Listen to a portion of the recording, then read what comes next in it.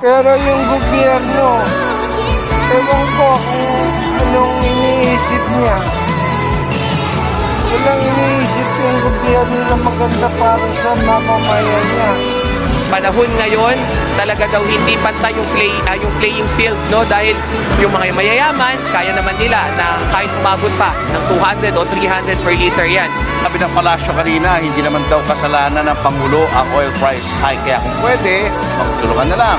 Nagbibingi-bingi, no? Tengang kawali na itong gobyerno without batting an eyelash. O wala nang corruption. Sabi mo sa report mo, hanggat may taas presyo sa petrolyo, may tigil pasada mangyayari. So in a way, mukhang tutuloy-tuloy ito hanggang next week. Ulit-ulit yung kanilang sigaw na bawasan sana o matapyasan yung excise tax o yung EVAT dito. Dahil ito daw, laban na ito ay hindi lamang kanilang laban, kundi nilalaban din nila yung karapatan din ng mga commuter. 130 pesos kada litro.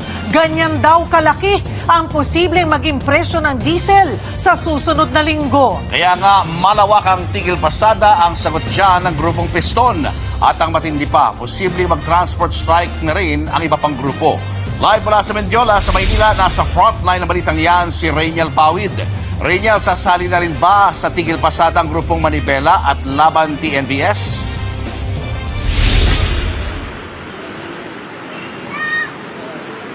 Julius, Cheryl, kung magtutuloy-tuloy ng araw yung pagsirit sa presyo ng produktong petrolyo ay tiyak na makikibahagi na nga sa malawakang tigil pasada itong Manibela at Laban TNVS. Ayon nga kay Kamodi, yung presidente ng grupong Piston, matapos yung kanilang pagwewelga o kilos protesta kagabi sa may Welcome Rotonda doon sa may Quezon City, ay agad nang gumulong yung dialogo sa pagitan niya kay Marvel Buena nitong Manibela at ilang leaders nga nitong Laban TNVS. Tirikman ng araw, tuloy ang protesta ng mga tsuper at transport groups mula Welcome Rotonda sa Quezon City, Pamenjola sa Maynila. Nakakakulo na raw ng dugo ang walang prenong pagtaas ng presyo ng produktong petrolyo. Ito na rin ang ikalawang araw ng tigil pasada ng grupong Piston. Pero kung wala raw magiging aksyon ng gobyerno, hindi malabong sumama na sa nationwide transport strike ang grupong Manibela at Laban TNVS. Nag-uusap na raw ang mga grupo. Dumadaing na sila kasi malaki na yung nawawala rin yung kita sa kanila. Mag-uusap, pag-aaralan, ano yung magiging ng petrolyo. Sabi naman ng Manibela, may iba pang grupo ang nagpahiwatig sa kanila para sumama sa tigil pasada. Baka hindi natin alam kung bukas, kasi marami kahit mga nasa kooperatiba at mga ibang samahan po ay nagsabi na sa atin na kung kami ay ang Manibela ay magkakasal ng isang transport strike ay sasabay daw po sila at sasama. Ayon sa ilang industry sources, posibleng nasa 13 hanggang 14 pesos and 50 centavos ang iaakyat ng presyo sa kada litro ng diesel sa susunod na linggo. Halos 8 pesos naman sa gasolina. Kung matutuloy, papalo na lampas 130 pesos ang per liter ng diesel. Ang mga apektadong tsuper wala na raw kita, unti-unti pang nababaon sa utang. Umaasa kami sa Bombay, mangungutang ng 5-6. Marami rin sa mga bumabiyahing tsuper hindi na makuhang kumain ng 3 beses sa higit 15 oras na pamamasada. Banana Q, yun na lang, at saka tubig. Kung manghihina kami, kawawa yung pamilya namin. Kung ang Liga ng Transportasyon at Operator sa Pilipinas hiling na itaas sa 10,000 piso ang ayuda sa mga tsuper, ang Piston humirit na dapat daw mas malaki pa ang ibigay na ayuda. Sa atin, hindi dapat hindi ganun kaliit pag tinignan natin. Marahil, pag inano mo nga, hindi dapat may higit pa sa 10,000 yan dahil doon sa laki nung nawala. Busina naman ng tsuper na si Jason bago pag-usapan ang halaga ng ayuda para sa kanila, ayusin muna ang proseso sa distribusyon. Yung 5,000 na yan, halos pinapahirapan po kami kung saan kami tinuturo. Meron sa LGU, sa City Hall, sabi naman ng City Hall, nangihingi pa ng voter's ID. Sabi naman ng DSWD, lisensya lang at kung ruta kung saan certified ka ng asosasyon.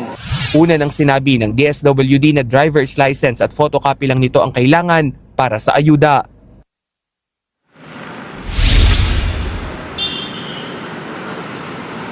Julius, Cheryl, matapos nga yung alas 4 na kilos protesta dito sa May Menjola ay agad namang tumungo sa isa na naman daw dialogo itong grupo ng Piston. Pero kanina, balikan natin yung kanilang naging kilos protesta dito.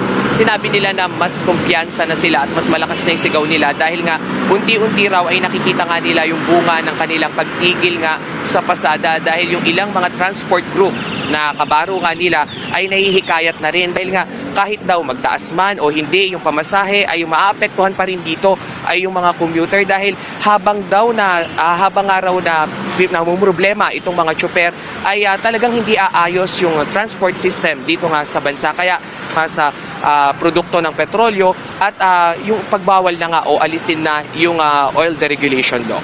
Julius, Cheryl, masyadong firm nga o matatag itong sagot nitong mga transport sector kasi ayan din yung inulit-ulit natin sa kanila kanina. Pero itong grupong Piston pa lamang at yung Manibela, lang sinabi nila itutuloy-tuloy ito dahil nga yung nakikita nilang trend ay hindi naman pumapabor sa kanila at sa taong bayan dahil kung titignan natin sa susunod nga na linggo ay panibagong taas presyo na naman. Kung ganito daw yung mangyayari ay magugutom na lamang sila sa kalsada kaya mas mabuti pa na pumunta sila dito nga sa mga kalsada hindi para mamasada kung hindi para isigaw yung kanilang pino-point out o yung idinidiin dito sa gobyerno na umaksyon at aksyonan nga yung mga susunod pa na pagtaas ng presyo ng petrolyo. Cheryl. Riniel, ang unang hirit nila, 5 pisong dagdag taas pasahe.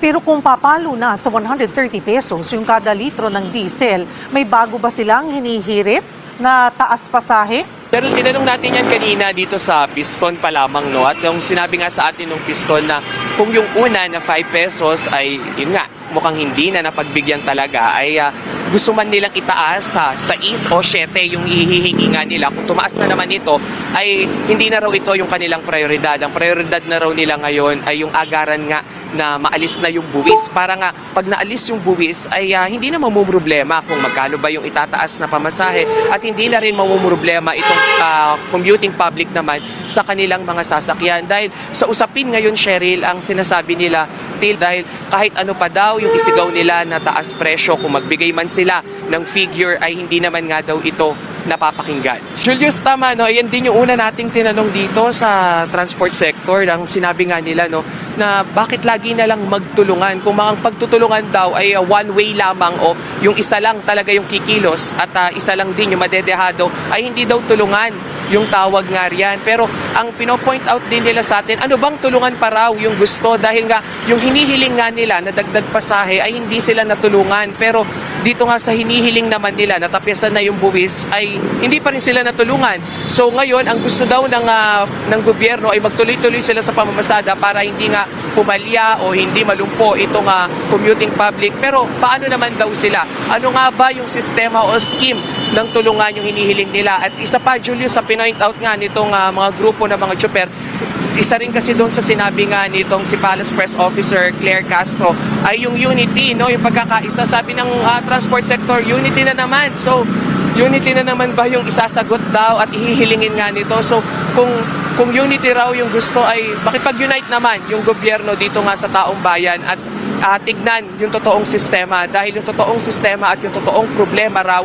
ay nandoon nga sa oil deregulation law. So sana nga ayan na raw yung tutukan at sana wag na raw tayong wag na nga raw nating sugarcoat o pagandahin pa yung mga sinasabi natin dahil nga raw kung ang usapin naman ay maleta ng pera ay hindi raw sila mauubusan nga sa pagpapagasolina. Pero paano tayo na publiko na kumakayod daw o na daily basis ay talaga namang gutom yung aabutin?